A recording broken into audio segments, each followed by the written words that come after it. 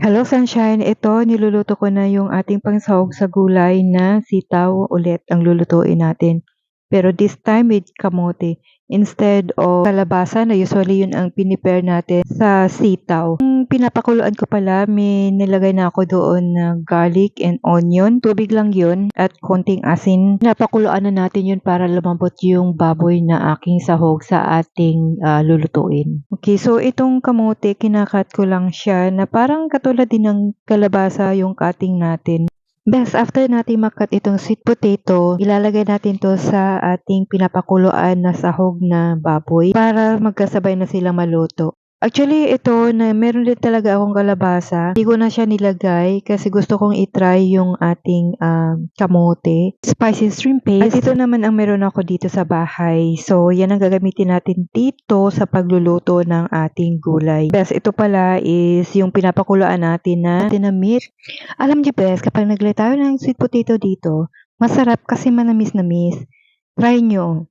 Okay, so ito naman naglagay tayo ng bagoong dito ng 1½ tablespoon of bagoong. Mimix natin yan. So far sa ngayon wala pa ako nilalagay dyan na coconut milk. So lagay na natin dyan yung ating sweet potato para maluto na rin siya habang pinapalambot natin yung ating meat na pangsahog sa ating ginataang sitaw. So, ayan, hanggang ngayon wala pa yan ng coconut milk. Imimix muna natin yan. Ayan, nagbuhos na ako ng kalahating kilo. Actually, 1 kilo of coconut milk yan dito na nabibili namin. Fresh coconut milk siya. Tapos natin kumulo milk at maluto din yung ating sweet potato. Pag nagpapakulo tayo nito, takpan muna natin. Okay, after that, syempre buksan natin at tingnan kung luto na. Ilagay natin yung ating sitaw.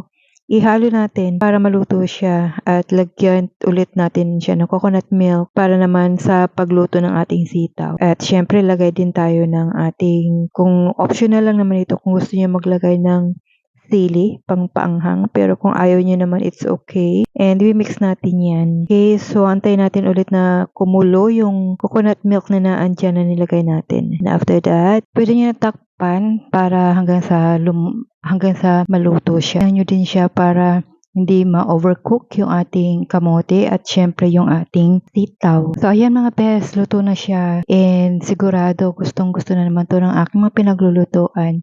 And bago naman ulit sa amin nakakainin na menu. Okay, so give me a thumbs up or give me a comment down below. Best, try nyo din siyang lutuin. Siguradong magugustuhan nyo tong bagong ingredients ng ating sitaw. I'm not sure kung na-try nyo na to sa probinsya nyo. But, di ba, why not try again and see what is the changes na pwede nyong gawin din sa kamote na pwede palang ulamin. So, yan po. God bless you all. Thank you for watching.